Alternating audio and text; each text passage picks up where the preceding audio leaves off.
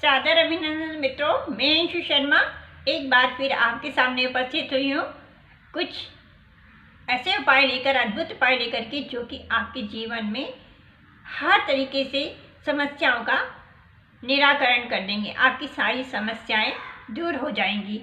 लेकिन इससे पहले मैं एक बात बताना ये चाहती हूँ कि मैं जो भी उपाय आप लोगों को बताती हूँ वो उपाय आप लोगों को करने से पहले उसमें श्रद्धा और विश्वास का होना बहुत ज़रूरी है। यदि श्रद्धा और विश्वास के बिना ही आप लोगों ने ऐसे ही कर दिया कि चलो हम कर लेते हैं, तो नहीं। यदि आपकी अटूट श्रद्धा और विश्वास होगा तो ऐसा हो नहीं सकता है कि आप कोई भी उपाय करें, कोई भी प्रयोग करें। यदि सच्चे मन से आपने यदि प्रार्थना करके ये उपाय कर लिए हैं तो आपके हर काम में आपको तरक्की मिलेगी, सफलता मिलेगी। ऐसा हो ही नहीं सकता है।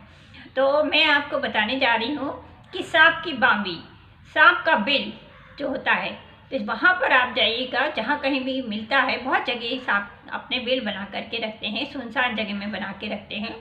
और उस दिन, वैसे तो नागपंचमी के दिन ही करते हैं, लेकिन अभी भी आप कभी भी उपाय कर सकते हैं। सोमवार के दिन करेंगे तो बहुत ज़्यादा अच्छा रहेगा, इसका फल अच्छा मिलेगा। तो वो लेकर के आइएगा। सांप की बांबी आप पहले से ही ढूंढ करके रख लीजिएगा कि यहाँ पर सांप की बांबी या सांप का बिल है, जो भी आप बोलना चाहते हैं। तो वहाँ पर से आप सांप की बांबी की मिट्टी लेकर के आइएगा।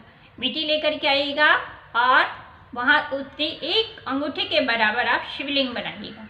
शिवलिंग बनाने के बाद में थोड़ी सी मिट्टी एक तरफ रख दीजिएगा और उस मिट्टी से आप सफ़ेद कागज़ पर छोटा सा नाग का चित्र बना करके और उनकी पूजा कीजिएगा। और जो शिवलिंग बनाएंगे आप, उनकी मिट्टी के, जो नाग की बांबी की मिट्टी के, उनकी आप पूजा कीजिएगा। जैसे हम अपने पार्थिव शिवलिंग की पूजा करते हैं वैसे ही पूजा कीजिएगा।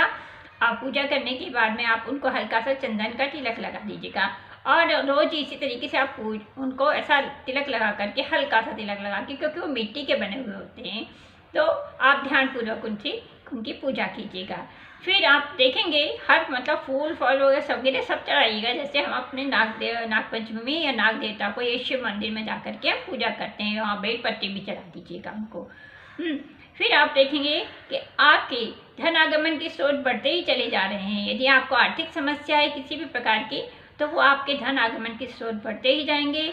और ये देखेंगे आप कि हमारे तो यहाँ से हमको कहीं से हमारे कोई रास्ता नज़र नहीं आ रहा था और ये अचानक से हमारे लिए रास्ते खुलते जा रहे हैं। हमारे दिमाग में ही अचानक से ऐसे दिमाग में ऑटोमेटिक ख्याल आने लगते हैं कि हम ये काम करें तो हमें इसमें सफलता मिलेगी, और आप वो काम में हाथ डालेंगे और आपको निश्चित रूप से सफलता मिलेगी। ये आप काम ये करिएगा। दूसरा आप ये है कि जो नीम की लकड़ी, जहाँ सांप की बांबी होती है ना, वहाँ पे नीम का पेड़ यदि हो तो बहुत अच्छी बात है। वहाँ से आप चाहे तो नीम की लकड़ी की गणपति जी बनवा लीजिएगा, और नहीं तो नीम की जो बांबी के, नीम के पेड़ के नीचे जो बांबी बनी हुई है, वहाँ से मिट्टी ला करके आप छोटे से गणपति बनाइएगा और एक अंगूठ भर के। और इसके बाद में आप उनकी भी पूजा पाठ, जैसे हम गणपति जी की पूजा करते हैं वैसे ही गणपति जी की पूजा करिएगा।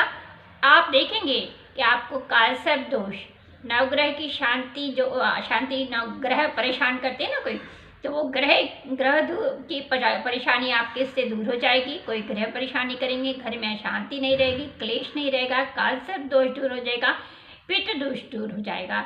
ये आप ये करेंगे ना, ये दोनों उपाय जो आप करेंगे तो इससे आपको इतनी चीज़ों का, हमें इससे इतना पुण्य फल मिलता है कि जो हमारे पास में एकाक्षी नारियल होता है या एक मुखी रुद्राक्ष होता है, या हमारे पास जो शंख होता है, दक्षिणावर्ती शंख होता है ना, उसका इतना पुण्य फल मिल जाता है हमको। और ये आप हमारे जिसके भी घर में होता है, तो आप लोग खुद ही सोचते हैं कि हमारे घर, जिनके घरों में ये चीज़ें होती हैं, तो वो बहुत सुखी और संपन्न रहते हैं। तो हमको तो सांप की बांबी की बेल लेकर के, बेल से मिट्टी लेकर के आना है और ये उपाय करने हैं। तो ये सारी चीज़ें। और अब ये एक और उपाय बताती हूँ कि सांप जो है साल में 3 बार अपनी केंचुली छोड़ता है, पूरा का पूरा अपना केंचुली छोड़ देता है। केंचुली छोड़ने से पहले वो सुस्त रहता है, सुस्त रहता है, तो कहीं एक जगह जा कर के वो बैठ जाता है और अपनी पूरी केंचुली छोड़ करके और चला जाता है। यदि वो केंचुली आपको मिल जाती है, किस्मत वाले होंगे आप, यदि मिल जाती है तो आप उसको लेकर के आइएगा और इसके बाद में गंगा जल छिड़किएगा, शिवालय में लेकर के जाइएगा, शिवलिंग पर 3 बार टच कराइएगा, ओम नमः शिवाय बोल करके। इसके बाद वापस लेकर के आइएगा। वापस लेकर के आने के बाद में आप देखेंगे उसको एक डिब्बे में लाल कपड़ा बिछा करके और बंद करके और पूजा करके आप अपने पूजा स्थल में रख दीजिएगा।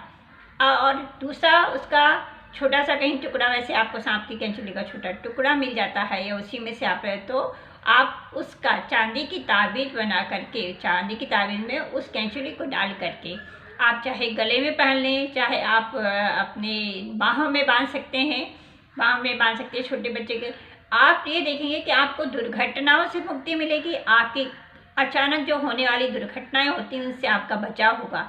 यदि कोई होने भी वाली दुर्घटना होगी तो वो टल जाएगी। ये एक प्रकार से नाग देवता हमारी दुर्घटनाओं से रक्षा करते हैं। नाग देवता धन की भी रक्षा करते हैं। तो हमारे घर में जब उनकी पोपुड़िया रहेगी और हमारे घर में वो विराजमान रहेंगे, सांप की बामी का जो हमने बनाया है बिल, इससे ला करके जो हमने शिवलिंग बनाए हैं और गणपति जी बनाए हैं, तो इन सब से हमको ये रहेगा कि हमारे घर में एक प्रकार से वो हमारी घर की, धन की, हमारे पूरे परिवार की रक्षा करेंगे। तो आप इन सब चीज़ों को करके देखिएगा, आपको निश्चित रूप से बहुत सफलता मिलेगी। और आपका प्रमोशन नहीं हो रहा तो प्रमोशन होगा। बस यही है कि मनोकामना करना है, आपको हाथ जोड़ के प्रार्थना करना है और बिल्कुल इतना श्रद्धा भक्ति से, भाव से उनमें लीन होकर के उनसे प्रार्थना करना है कि ऐसा हो ही नहीं सकता है कि वो आपकी प्रार्थना ना सुने। आपकी प्रमोशन भी होगा, नौकरी भी लगेगी, व्यापार में वृद्धि भी होगी, धन आगमन के धीरे धीरे आपके स्रोत बढ़ते ही चले जाएंगे। आप कहेंगे कि ये तो हमने जिस भी काम में आप हाथ डालेंगे वो काम अवश्य आपका पूरा होगा। लेकिन बस इतना ही है, मैं आपसे आखिरी बार में फिर से एक बार कहना चाहूँगी कि आप लोगों को श्रद्धा और विश्वास का रखना बहुत ज़रूरी है। और जिन लोगों ने मेरी पोस्ट को या चैनल को लाइक, सब्सक्राइब, कमेंट नहीं किया है तो उसको प्लीज़ लाइक, सब्सक्राइब और कमेंट कीजिएगा। आप लोग मुझे लाइक, सब्सक्राइब करते हैं, कमेंट करते हैं तो मुझ में और नई नई चीज़ों को लेकर के आप लोगों को, कि जिससे कि आप लोगों को सभी का भला हो, हमारा भी भला हो, ऐसी चीज़ों का मैं ला करके आपके सामने पेश करती हूँ। तो मैं अब आपसे विदा लेती हूँ। ओम नमः शिवाय। हर हर महादेव।